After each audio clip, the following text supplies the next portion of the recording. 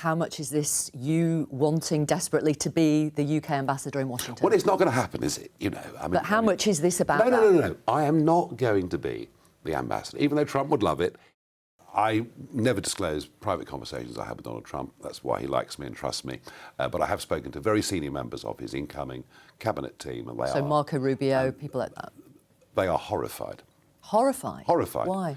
Because they know that China has extraordinary naval ambitions. We see that literally every month in the South China Sea as they encroach on new territories, they try and reclaim atolls.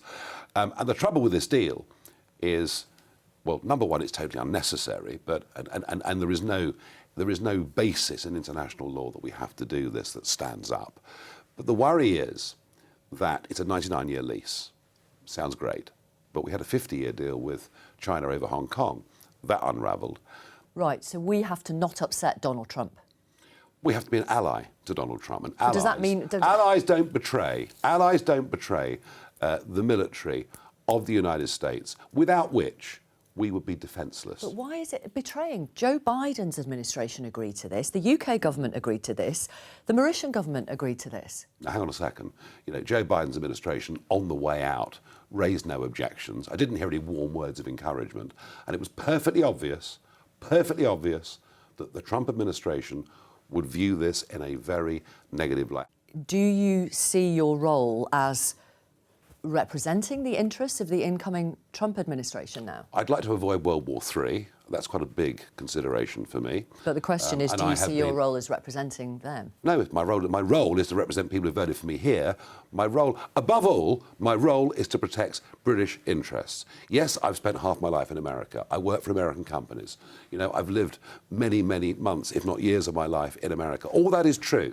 But no, my first responsibility and the commitment of my heart is, of course, to our country. And I know, without a good military relationship with America, we are in very big trouble.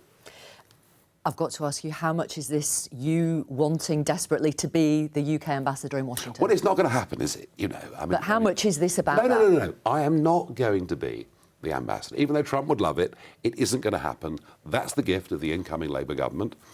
I just hope they think outside the box and choose somebody that can actually get into that Oval Office and have a straight conversation with Trump and those around him.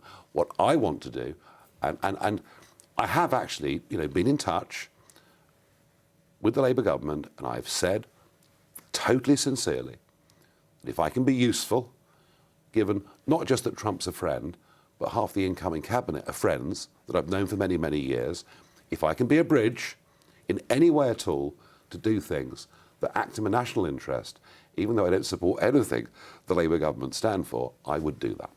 Does it feel like you're already doing the UK AMBO job? Well, if I can, I'm trying to be helpful.